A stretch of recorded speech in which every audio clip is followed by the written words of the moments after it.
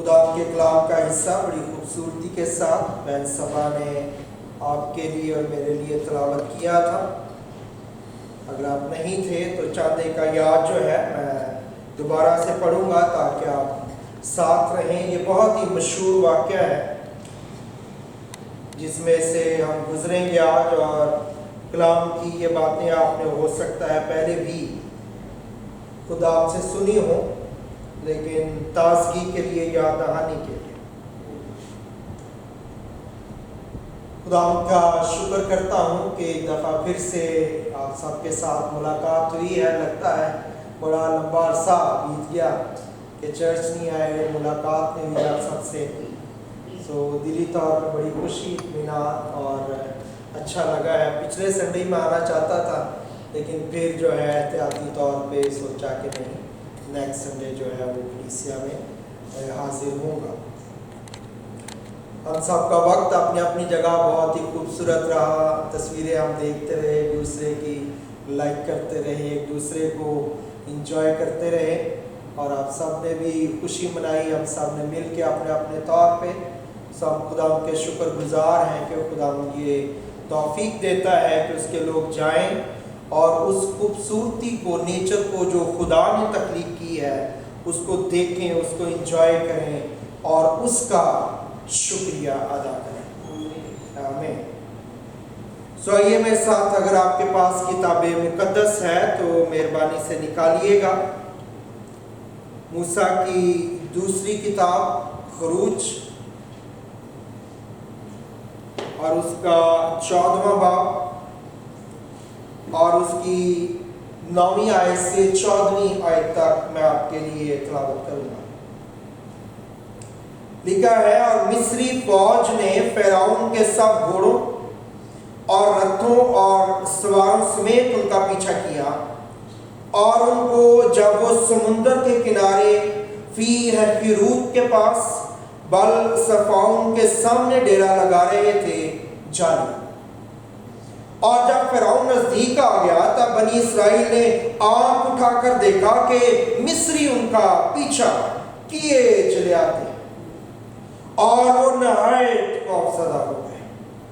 تب بنی اسرائیل نے خداوند سے فریاد کی اور موسیٰ سے کہنے لگے، کیا مصر میں قبریں نہ تھیں جو تو ہم کو وہاں سے مرنے کے لیے بیابان میں لے آیا ہے؟ تو نے ہم سے یہ کیا کیا کہ ہم کو مصر سے نکالا ہے؟ کیا ہم تجھ سے مصر میں یہ بات نہ کہتے تھے کہ ہم کو رہنے دیں کہ ہم مصریوں کی خدمت کریں؟ کیونکہ ہمارے لیے مصریوں کی خدمت کرنا بیابان میں مرنے سے بہتر ہوتا۔ تب موسیٰ نے لوگوں سے کہا، ڈرو مت، چپ چاپ کھڑے ہو کر خداوند کی نجات کے کام کو دیکھو جو وہ آج تمہارے لیے کرے گا، کیونکہ جن مصریوں کو تم آج دیکھتے ہو ان کو پھر کبھی ابد تک نہ دیکھو گے۔ خداوند تمہاری طرف سے جنگ کرے گا اور تم خاموش رہو گے۔ آمین۔ خدا کے کلام کا یہ حصہ بڑا ہی خوبصورت ہے، زوراور ہے، اور ہم نے بارہا اس کو پڑھا ہے اور سمجھنے کی کوشش بھی کی ہوگی۔ جب ہم موسیٰ کے بارے میں تعلیم لیتے ہیں، اسٹڈی کرتے ہیں، اس کو غور کرتے ہیں، تو آپ یاد رکھیں کہ موسیٰ جو ہے یہ مصر کی دوسری قاداور شخصیت، دوسری نامور اسرائیلی شخصیت۔ پہلی شخصیت کون سی ہے؟ سب کو پتا ہے، یوسف۔ جو حضرت یوسف ہیں وہ پہلی قاداور شخصیت مصر میں اسرائیلیوں میں سے ہوئی، جس نے مصر میں بطور حاکم جو ہے فرعون کے بعد حکومت کی اور اس کے نظام اور انتظام کو سنبھالا۔ موسیٰ جو ہے یہ دوسری قاداور شخصیت ہے۔ یوسف جو ہے اس کے ذریعے بنی اسرائیل مصر کے اندر داخل ہوئے، اور موسیٰ وہ دوسری شخصیت ہے جس کے ذریعے سے بنی اسرائیل مصر سے باہر نکل گئے۔ جو یوسف ہے وہ مصر سے باہر پیدا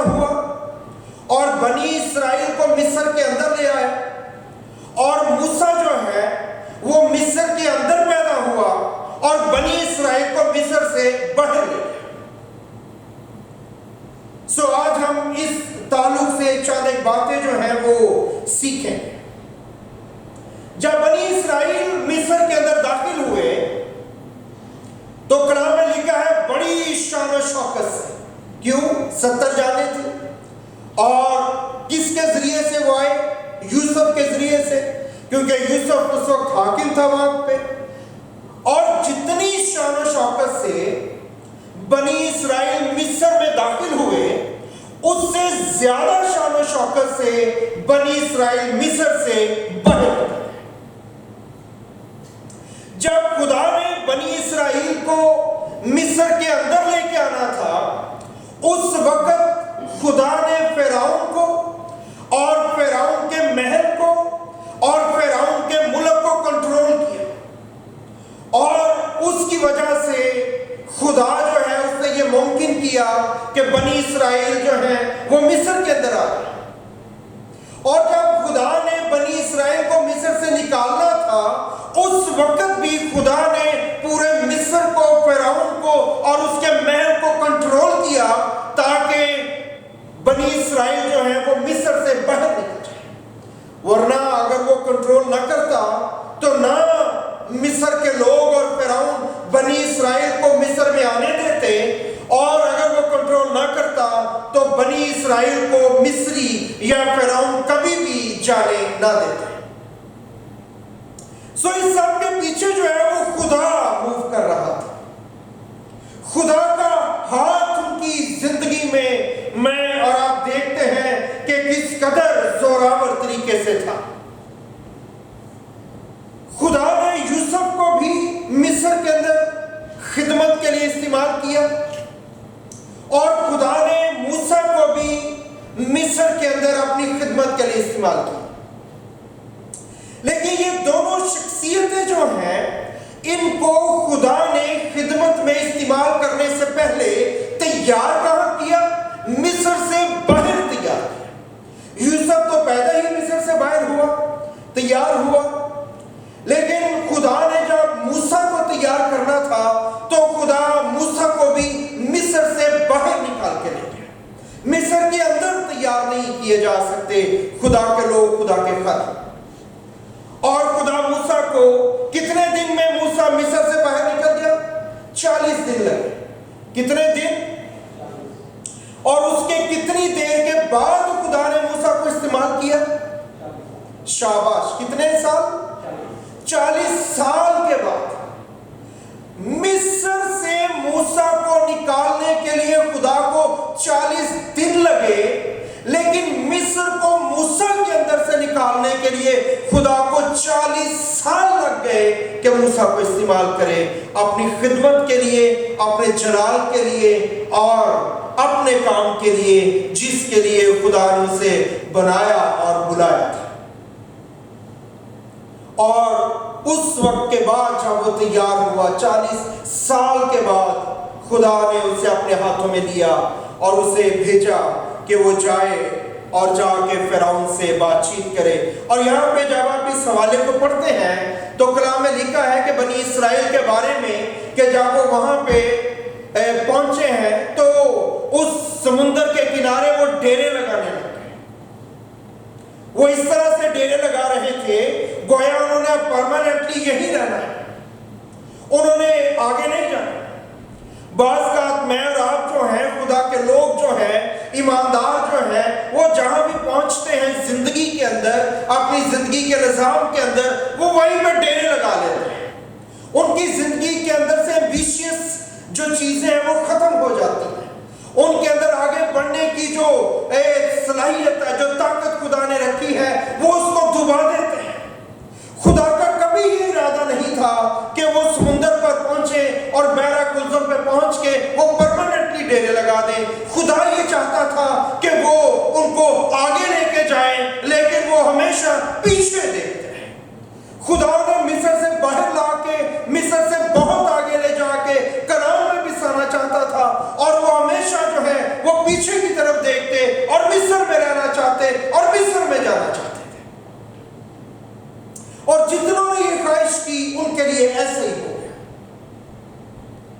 یہ نکلے ہیں، اور اگر آپ اس کے شروع میں پڑھیں تو خدا نے کہا کہ نہیں مڑو، اور دوبارہ سے ایک جگہ بتائی ان کو کہ فی ہیروت، اور وہاں پہ بالصفون کے سامنے جا کے جو ہے وہاں سے تم نے جانا ہے، اور خدا کے حکم کے مطابق وہ مڑ گئے۔ موسیٰ نے کہا ادھر سے اب جانا ہے، وہ واپس آئے۔ اگر آپ نقشہ دیکھیں گے بعد میں، انکل یا دوسرے لوگ جو نقشے دیکھتے ہیں تو وہ واپس جو ہے مصر کی طرف گویا چلے گئے۔ مصر کے شہر ہیں یہ دو جن کا ذکر ہے، اور جب وہ راستے پہ چل رہے تھے تو وہ راستہ جو ہے بڑا دشوار راستہ تھا، بڑا مشکل راستہ تھا، اس پہ چلنا اتنا آسان نہیں تھا، لیکن چونکہ خدا کا حکم تھا تو وہ وہاں پہ پہنچ گئے، چلے گئے۔ اور کلام میں لکھا ہے کہ ادھر سے جو فرعون ہے اس کا دل خدا نے سخت کیا، اور فرعون نے کہا کہ ہم نے یوں ہی اپنے غلاموں کو جانے دیا ہے، اور فرعون نے جو ہے اپنی فوج اور اپنے رتھ اور اپنے سپہ سالار اور اپنے جنگی سارے اسلحہ اور چیزیں لے کے بنی اسرائیل کا پیچھا کیا۔ اور کلام میں لکھا ہے یہ جب وہاں پہ پہنچے انہوں نے ڈیرے چیرے لگانے شروع کیے، تو یہ سوچ رہے تھے کہ اب آگے تو بحر کلثم ہے، آگے تو یہ ٹھاٹھے مارتا ہوا سمندر ہے، اس کو کون پار کر سکتا ہے؟ اور وہ دل میں خیال کر رہے ہوں گے، میاں بیوی آپس میں بات کر رہے ہوں گے، دوست اور بہن بھائی آپس میں بات کر رہے ہوں گے، ان کے اندر یہ وصف سے چل رہے تھے آلریڈی کہ یہ ہم کس جگہ پہنچ گئے ہیں، ہمیں یہ کیوں یہاں پہ لے آیا ہے، یہاں تو آگے راستہ بند ہے، پیچھے بڑی بڑی چٹانیں ہیں، اور یہ راستہ بہت دشوار گزار ہے واپس جانے کے لیے، اور آگے جو ہے ایک طرف جو ہے وہ مصری سرحد ہے، آگے سمندر ہے، ہم کدھر جائیں گے، ہمیں کیوں یہاں لے آیا ہے؟ اور ابھی وہ اس سچویشن کو سوچ ہی رہے تھے کہ کلام میں لکھا ہے کہ بنی اسرائیل نے مڑ کے دیکھا اور انہوں نے دیکھا کہ دھوئیں کا بادل اٹھ رہا ہے، اور بعد میں انہوں نے غور کیا کہ یہ تو مصری فوج ہے جو فرعون کی اور اس کے سپہ سالاروں کی رہنمائی میں ان کا پیچھا کیے چلی آتی ہے۔ آپ اس سچویشن کو اگر اپنے اوپر اپلائی کر کے دیکھیں تو آپ اس کو بخوبی انڈرسٹینڈ کر سکتے ہیں۔ ان کے بزرگ، ان کے جانور، ان کی اپنی جانیں، ان کے معصوم بچے، ان کی بیویاں، ان کی بیٹیاں، ان کی بہنیں، ان کے خاوند، ان کے بھائی، سارے جو ہے وہ رسک کے اندر وہ اپنے آپ کو فیل کرنے لگے، اور اس سارے حالات کے اندر ان کا سارا ویژن، خدا پہ ان کا بھروسہ، خدا کے اوپر ان کا ٹرسٹ، سب کچھ ڈگمگا گیا، کیونکہ وہ اب یہ دیکھ سکتے تھے کہ آگے سمندر ہے جس کو کسی بھی صورت میں پار نہیں کیا جا سکتا۔ اگر کشتیاں بھی ہوں تو بھی خاص اور مضبوط کشتیاں چاہیے سمندروں میں ڈالنے کے لیے، اور ان کے پاس تو ایسی کوئی چیز نہیں ہے، اور ان کے پاس بھاری بوجھ موجود ہے، ان کی چیزیں، ان کا مال و اسباب، ان کو تو اس وقت نوح کی کشتی چاہیے جس میں جانور بھی سوار ہو جائیں، انسان بھی سوار ہو جائے، اور ان کے پاس تو کوئی چھوٹی سی کشتی بھی نہیں کہ خود ہی بیٹھ کے پار چلے جائیں، اور پیچھے جو ہے وہ پہاڑ ہے، اور دوسری طرف سے جو ہے وہ فرعون فوجیں لے کے چلا رہا ہے۔ ان کے سامنے حالات جو ہے بہت ہی مشکل ترین ہو گئے، اور وہ کلام میں لکھا ہے کہ وہ ڈر گئے، وہ خوف کھا گئے، سہم گئے، ان کو لگ رہا تھا کہ اب ہماری موت ہوئی کہ ہوئی، ہمارے بچنے کا کوئی امکان نہیں ہے، ہم اب مر جائیں گے، ہم اب زندہ نہیں رہ سکتے، ہمیں موسیٰ نہیں بچا سکتا۔ اور اگر آپ گنتی کی کتاب کے 14 باب کی 22 آیت پڑھیں تو وہاں پہ لکھا ہے کہ بنی اسرائیل کو خدا نے کہا تم نے 10 بار مجھے غصہ دلایا، اور ان میں سے یہ پہلی دفعہ تھی۔ کتنے بار غصہ دلایا؟ 10 بار بنی اسرائیل کو خدا نے کہا تم نے مجھے غصہ دلایا۔ اس سے پہلے کہ خدا بنی اسرائیل کو مصر سے باہر لے کے آتا، خدا نے بنی اسرائیل کے سامنے 10 آفتیں نازل کی جو مصر کے خداؤں کے اگینسٹ تھی۔ 430 سال سے جن خداؤں کے سٹیچوز وہ بنا رہے تھے، ان 10 خداؤں کے اگینسٹ خدا نے 10 ضابطے نازل کی تاکہ جب یہ مصر سے نکل جائیں تو یہ خدا پہ ٹرسٹ کر سکیں، خدا پہ بھروسہ کر سکیں، خدا کو پورے طور پہ دیکھ سکیں۔ ان کا خدا سب سے بڑا خدا ہے۔ لیکن جس قدر جلد مصر کے لوگ اور فرعون ان 10 ضابطوں کو بھول گیا، اسی قدر جلد بنی اسرائیل بھی یہ بھول گئے کہ ان 10 ضابطوں میں خدا نے بنی اسرائیل کو اسپیشل فیور دی اور ان کو کچھ بھی اس میں ہونے نہیں دیا۔ کلام میں لکھا ہے خدا نے بنی اسرائیل کے خیموں کو الگ کر دیا۔ الگ کرنے کا مطلب ہے اگر مصریوں پہ آفت آتی تھی تو جشن کے علاقے میں جہاں پہ بنی اسرائیل رہتے تھے وہاں پہ وہ آفت نہیں آتی تھی۔ وہ اس بڑی قوت اور قدرت کو یکسر بھول گئے۔ اور سب سے بڑی بات، ان کی نگاہ جو ہے وہ فرعون اور اس کے لشکر کے اوپر لگی ہوئی تھی۔ وہ فرعون کو دیکھ رہے تھے، اس کے لشکر کو دیکھ رہے تھے۔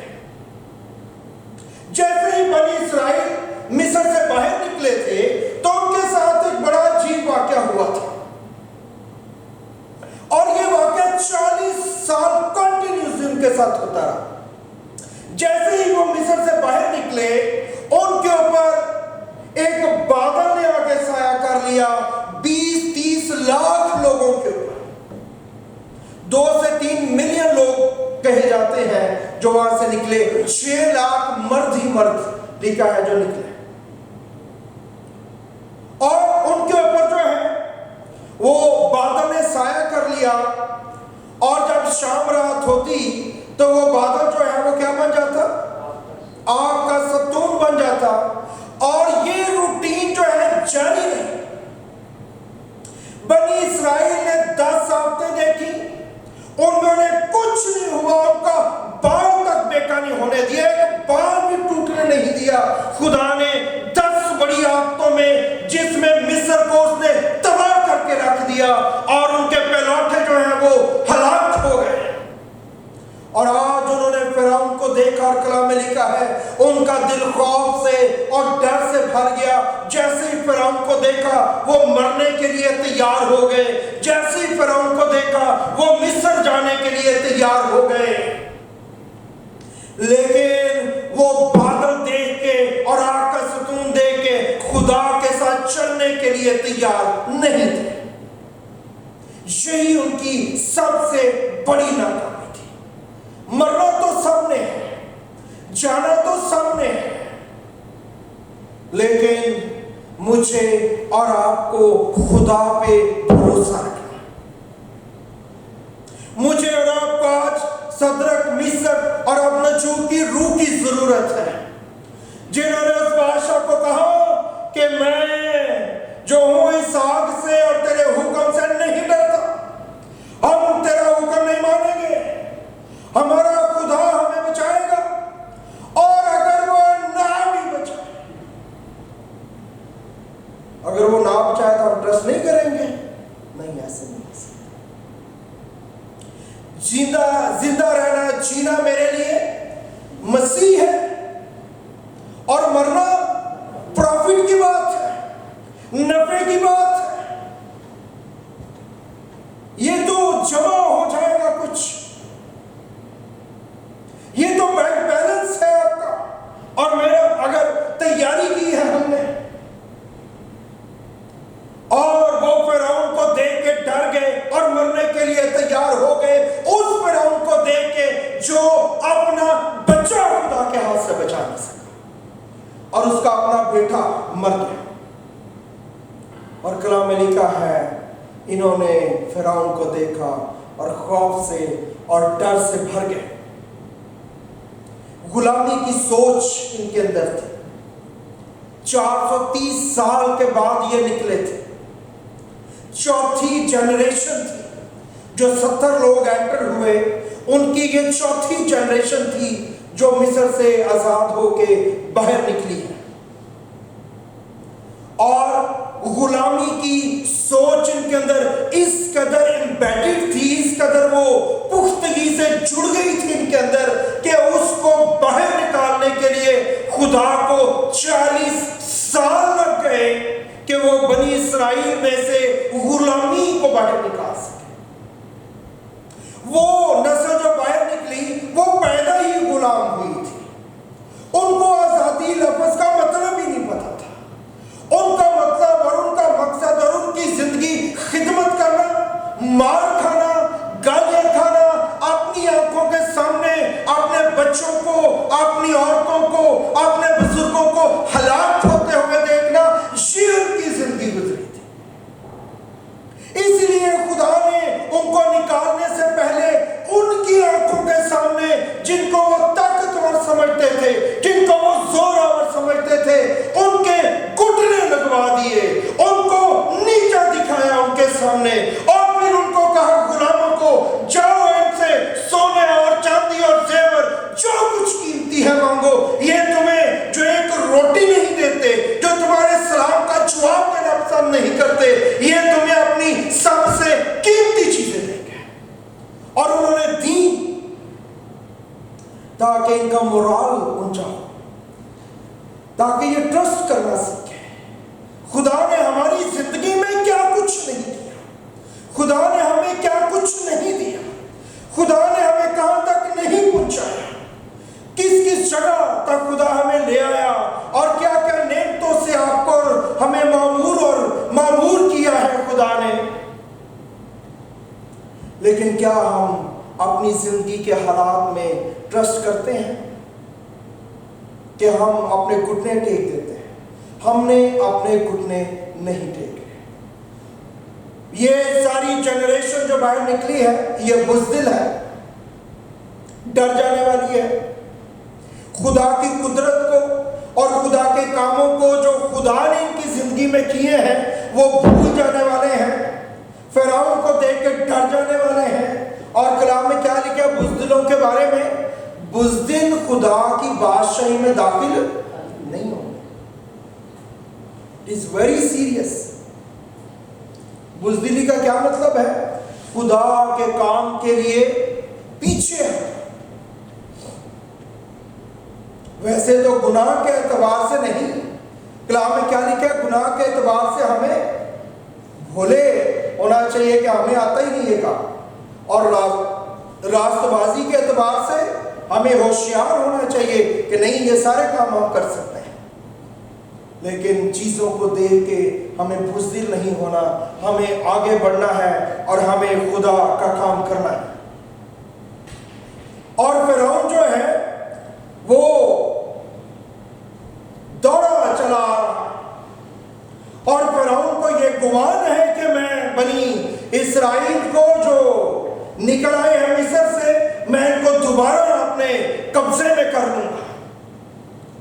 لیکن فرعون جانتا نہیں ہے کہ اس وقت اس کا مقابلہ جو ہے وہ غلاموں کے ساتھ نہیں ہے، بلکہ اس وقت اس کا بادشاہوں کے بادشاہ اور خداوندوں کے خدا کے ساتھ اس کا مقابلہ شروع ہو گیا ہے، اور وہ ان ساری آفتوں کو بھول کے اور ساری باتوں کو پیچھے چھوڑ کے جو ہے وہ ان کی طرف بڑا چلا آ رہا ہے۔ بجائے اس کے کہ بنی اسرائیل خدا کی خدمت کے بارے میں سوچتے، وہ یہ سوچتے کہ ہم نے خدا کے ساتھ کیسے چلنا ہے، وہ یہ سوچتے کہ ہم نے خدا کو کیسے خوش کرنا ہے، وہ یہ سوچتے کہ جب خدا نے ہمیں مصر سے نکالا ہے تو ہم تو اپنی طاقت سے اپنے گھر سے باہر نہیں نکل سکتے تھے، ہم تو اپنے علاقے سے باہر نہیں نکل سکتے تھے، ہم تو اپنی مرضی سے کپڑے نہیں پہن سکتے تھے، وہ تو اپنی مرضی سے چھٹی نہیں کر سکتے تھے، وہ تو اپنی مرضی سے کھا نہیں سکتے تھے، وہ اپنی مرضی سے کچھ نہیں کر سکتے تھے۔ خدا نے جب یہ سب کچھ کیا ہے جو ہم نہیں کر سکتے تھے، خدا نے وہ ہمیں کرایا ہے، تو اب اگر ہم یہ نہیں کر سکتے تو خدا ہمارے لیے رستہ پیدا کرے گا۔ خدا ہمارے سامنے ہنڈرز آنے دیتا ہے، خدا ہمارے سامنے حالات آنے دیتا ہے، خدا ایسی چیزوں میں ہمیں پڑھنے دیتا ہے تاکہ میں اور آپ جو ہے وہ خدا پہ بھروسہ کرنا سیکھیں، मेरा खुदा के ऊपर ट्रस्ट करना सीखें। और जब हम एक जंग में दाखिल होते हैं और खुदा पे भरोसा करते हैं और उस भरोसे के बाद जब खुदा हमें फतह बख्शता है और उस फतह को हम खुदा के नाम पे लगा देते हैं कि ये फतह खुदा ने हमें दी है, तो याद रखें कि आने वाली जंग को वो ऑलरेडी आपके लिए फतह में बदल देता है, क्योंकि वो जानता है अगली जंग जब ये जीतेगी, अगली जंग जब ये जीतेगा तो इसको भी ये मेरे नाम पे करेगा, इससे वो मुझे जलाल देगी, इससे वो मुझे जलाल देगा। और इस तरह खुदा के लोग जो हैं वो बरकत पाते हैं। बहरहाल हालात जो हैं उनके सामने थे, वो डर गए और बुरी तरह से डर गए। और कलाम में लिखा है, अब मूसा वॉच कर रहा है, मूसा देख रहा है, ये डर गए हैं और बुरी तरह से डर गए हैं।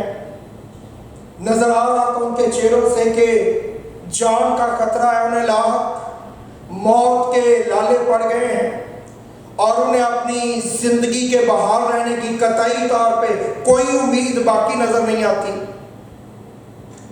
तो कलाम में लिखा है कि मूसा ने खुदा के हुक्म से एक हुक्म जारी किया। वो दुआ कर रहा था, वो परेशान था। खुदा के लोग जब परेशान होते हैं तो वो दो तरह से काम करते हैं। एक, जब खुदा के लोग परेशान हो तो वो अपने आप को खुद जख्मी कर लेते हैं, अपने आप को खुद नुकसान पहुंचाते हैं, जैसे बनी इस्राइल कर रहे थे। एक वो किस्म है जब लोग परेशान हो तो वो खुदा की तरफ देखते हैं, वो ये पूछते हैं, खुदा मुझे अब क्या करना चाहिए, मुझे कोई रास्ता नजर नहीं आ रहा, मैं पूरी तरह से घिर गया हूँ, मैं पूरी तरह से चारों तरफ से मुझे घेर लिया गया है। हालात ने, मुश्किलात ने, कमजोरियों ने, परेशानियों ने, तकलीफों ने, तंगियों ने मुझे चारों तरफ से घेर लिया है और अब मेरे पास निकलने की कोई राह मौजूद नहीं है। मैं कुछ कर नहीं सकता, मैं बेबस और लाचार हो गया हूँ, मैं पूरी तरह से नाकाम हो गई हूँ, मुझे कुछ समझ नहीं आ रहा। और जब मूसा ये दुआ कर रहा था, मूसा खुदा के सामने दुआ में था, सारे लोगों की नजर जो है वो किस पे थी? बनी इस्राइल की नजर जो है वो फिरौन के ऊपर थी। बनी इस्राइल फौजों को देख रहे थे, बनी इस्राइल रथों को देख रहे थे और मूसा जो है वो उस बादल की तरफ देख रहा था जो उनके ऊपर छाया हुआ था और वो वहां से रहनुमाई लेने की कोशिश कर रहा था। और जब वो ऐसा कर रहा था तो कलाम में लिखा है, खुदा ने उसको कहा कि लोगों से कहो डरो मत। नया नामे में ये कब कहा था डरो मत, खौफ ना करो? जब फरिश्ते आए थे गिलहरियों के पास, वो देख के डर गए तो उनको कहा कि डरो मत, खुशी की खबर लेके आए हम तुम्हारे पास। जब फरिश्ता जब्राइल फरिश्ता मुकद्दसा मरियम के पास आया, सलाम किया, तो कलाम ने कहा कि मरियम क्या हो गया? वो डर गई। तो फरिश्ते ने कहा कि मरियम तू खौफ ना कर, खुदा की तरफ से खुदावंद ने कहा कि बनी इस्राइल को कहो कि डरने की जरूरत नहीं है। और डर तो उनके अंदर था ही। मूसा खुदा को कह रहा होगा कि ये डर कैसे खत्म हो सकता है? अगर सिर्फ मैं ये कहूं कि डरो मत तो ये काफी नहीं है। तो खुदा ने कहा कि उनको डरो मत और चुप हो जाओ, खामोश हो जाओ। खामोशी इख्तियार करनी है, क्योंकि जब वो बोल रहे थे तो वो नेगेटिव बोल रहे थे, वो मनफी बातें कर रहे थे। वो कह रहे थे अब हम मर जाएंगे, वो कह रहे थे अब हमें मिस्र जाना पड़ेगा, वो कह रहे थे अब हम जिंदा नहीं रह सकते, वो कह रहे थे हम बर्बाद हो चुके हैं, वो कह रहे थे आगे और पीछे कोई रास्ता बाकी नहीं रहा। लिहाजा खुदा ने कहा कि इधर उधर भागने की जरूरत नहीं है, बल्कि तुम्हें खुदा पे ट्रस्ट करने की जरूरत है। क्योंकि खुशी की खबर क्या है? खुशी की खबर यह है कि अब जंग जो है, तुम वो क्यों डर रहे थे? वो सोच रहे थे हम किस तरह मिस्र में से आने वाली फौजों के साथ लड़ेंगे। डर क्या था? कि मैं कैसे फिरौन के साथ लड़ूंगा, मैं कैसे सिपाहियों का मुकाबला करूंगी, हम कैसे अपने छोटे छोटे बच्चों को इनसे बचा सकते हैं। खुदावंद ने कहा कि चुप हो जाओ क्योंकि जंग तुम्हारी नहीं। जो चीजें आपकी और मेरी ताकत से बड़ी हैं और खुदावंद ने अलाउ कर देता है कि हमारी जिंदगी में एंटर हो, याद रखें कि उसमें जंग आपकी नहीं। आपका काम क्या है? खुदा पे ट्रस्ट करना। आपका काम क्या है? खुदा के वादों को याद करना। आपका काम क्या है? खुदा ने जिस जिस जगह आपको मुश्किलात हालात से निकाला है उन्हें बार बार याद करना। उन हालात के सामने, नहीं खुदावंद तूने उस वक्त ये काम किया था, ये मौका किया था, इस तरह संभाला था, ऐसी कुदरत नाज़िल हुई थी। तो आप उस वक्त क्या कर रहे हैं? आप उन हालात को, उन कमजोरियों को, बीमारियों को कह रहे हैं कि मेरे खुदा ने जिसने वो किया था वो तुझ पर भी गलबा बख्श किया। इसलिए खुदा ने कहा कि तुम खामोश हो जाओ और कलाम पे खड़े हो जाओ, क्योंकि तुम्हारा काम जंग करना नहीं, बदला लेना तुम्हारा काम नहीं है। हमारा काम बदला लेना नहीं है।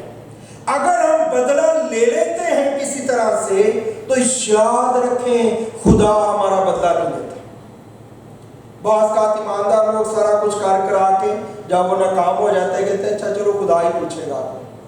याद रखें ऐसी हालत में खुदा नहीं पूछेगा, क्योंकि जो कुछ हम कर सकते थे वो हमने कर लिया। सो खुदा ने उनको ये सिखाया, ये बताया, यहाँ तक लेके आया कि उन्होंने खुदा पे ट्रस्ट करना है और उन्होंने खुदा पे भरोसा करना है। जब उन्होंने ये किया तो वो वक्त था जब उनके सामने वो बड़ा समुद्र दो टुकड़े हो गया। वो बड़ी फौजें जिनको देख देख के वो हरासा हो रहे थे, डर और कांप रहे थे और उनके अंदर का खून खुश्क हो रहा था, वो सारा कुछ एक पल में जो है वो सारा कुछ हल हो गया। अजीजों, मुझे और आपको खुदा पे ट्रस्ट करना है। हालात बुरे आ जाएं, हालात कमज़ोर आ जाएं, जो खुदा ने आपकी ज़िंदगी में मोजज़ात किए हैं, काम किए हैं, उन हालात में उन्हें याद करें, उन्हें रिपीट करें, उन टेस्टिमनीज़ को बोले दुआ में बैठ के कि खुदावंद तूने ये किया है, उसको जलाल दे वो कह कह के। और जब आप ऐसा करेंगे तो आपके लिए खुदा कुलसम को दो टुकड़े करेगा और फिरौन जो आपके पीछे पड़ा है उसी कुलसम में वो डूब के आपकी आंखों के सामने हलाक और फना हो जाएगा। आइए अपनी आंखों को बंद कीजिए, अपने सरों को झुकाइए।